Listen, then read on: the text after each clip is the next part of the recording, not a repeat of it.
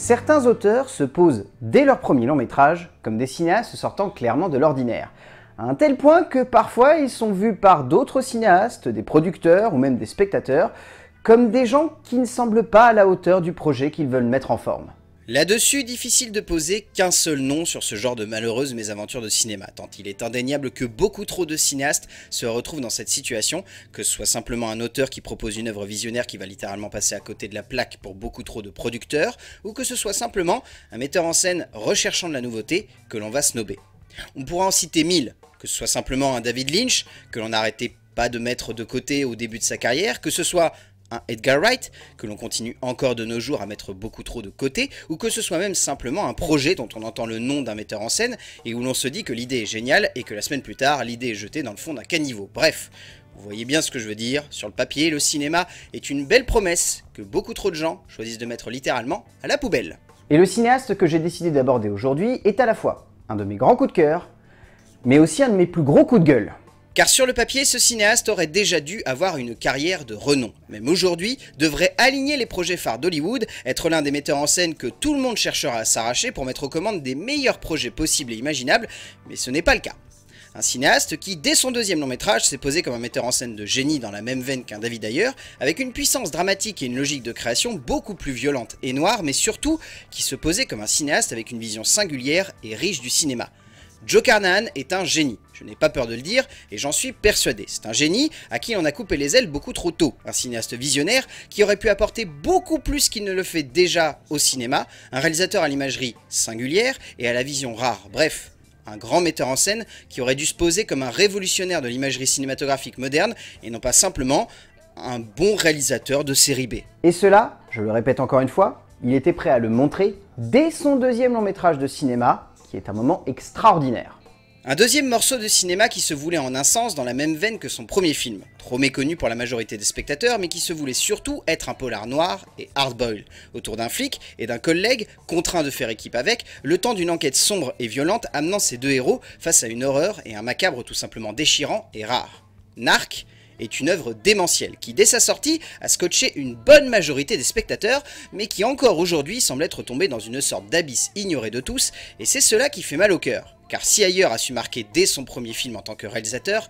Carnahan n'a pas réussi cela avec une œuvre démentielle et puissante qui reste encore aujourd'hui l'une de mes plus grosses claques polars américaines et que je ne cesse de rappeler comme étant l'un des morceaux de cinéma les plus justes que j'ai eu l'occasion de voir, en plus que d'être le fragment de 7e art qui m'a rappelé que Ray Liotta était un grand acteur. Une carrière qui semblait donc se poser comme un immense chemin de croix pour le cinéaste américain. Et c'est en cela que la carrière de Joe Carnahan me rend triste, car à partir de ce moment-là, il va réussir à se créer un bon réseau, que ce soit d'acteurs ou d'auteurs, mais surtout il va commencer le début de sa fin. Car même si les longs métrages qui suivront se poseront comme des œuvres cool et entraînantes, il ne réussira jamais à atteindre le niveau que certains lui espèrent comme moi, et que d'autres souhaiteront lui retirer le plus vite possible. Rentré trop vite dans un statut de cinéaste bankable, vu trop rapidement par certains comme un bon faiseur et non comme le cinéaste de génie qu'il aurait dû attirer par son deuxième long métrage, le metteur en scène américain ne cessera de poser son cinéma comme juste et intense, mais sera vu par les autres comme un metteur en scène un peu trop lourd, un peu trop facile, un peu trop cliché, pour devenir le réalisateur de génie que certains voient en lui, comme moi encore une fois. Aujourd'hui, je cherche à vous le faire découvrir une bonne fois pour toutes, car il est sûr que si Joe Carnahan est bon, il devrait être vu comme un auteur extraordinaire. Et ce que je trouve encore plus génial, c'est que cela, il réussira à le faire dès son troisième long métrage, qui est, je pense, un bijou de 7e art mêlant comédie, action, thriller et cynisme. Une œuvre considérée par certains comme passable, mais que j'admire par sa maîtrise de composition et sa justesse de création. Une œuvre prenant un postulat extrêmement simple, celui de construire une enquête policière sur fond de témoins gênants, pour un moment de cinéma qui ne cessera de construire une tension folle de tout son long, à mesure que les visages des tueurs se rapprocheront d'une cible un peu trop en avant. Mise à prix est une œuvre folle, un long métrage aussi délirant que finalement d'une grande crédibilité, un moment de cinéma en or massif qui se pose comme un film aussi jouissif que fumé, aussi subtil que finalement déglingué, et c'est en cela que j'aime cette œuvre, que j'aime l'univers de Joe Carnahan, prenant constamment à contre-pied cette envie de vouloir jouer avec les clichés du genre, mais construisant également par là même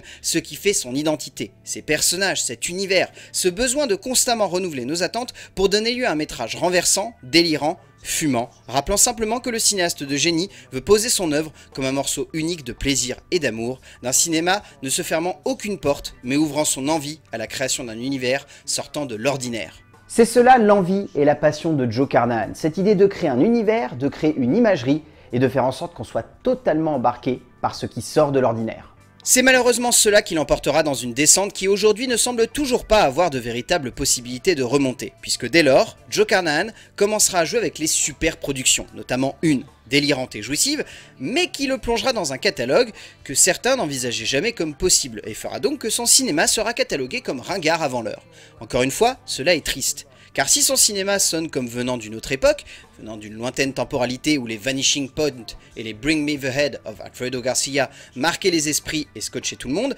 Carnahan a une vision de cinéma qui reste en tête, qui impose une manière de revoir les codes d'un cinéma que l'on voit parfois comme un peu trop cliché, comme un peu trop facile, comme un peu trop convenu, et que pourtant, on aime, on chérit, on passionne, et on savoure, un peu comme ce metteur en scène cherche à le faire avec nous. Et cela, je pense qu'il le démontre de la meilleure manière possible avec son dernier long métrage sorti en salle pour nous pauvres Français, qui est littéralement, je pense, un chef-d'œuvre. Une œuvre démentielle sans le moindre doute, mon film préféré du metteur en scène américain, une œuvre jouissive alignant les bonnes idées de mise en scène et surtout un parcours dramatique d'une rare intensité, nous racontant l'aventure d'un groupe de survivants suite à un crash d'avion dans une toundra désertique et enneigée au cœur d'un blizzard entouré par les loups pour une survie qui semble impossible. De ce territoire des loups, Joe Carnahan tire avec l'aide de son frère un long métrage rare. Une œuvre renversante de maîtrise, intelligente dans sa mise en scène, tétanisante dans sa construction et son développement d'une tension qui prend chaque pore, chaque morceau, chaque instant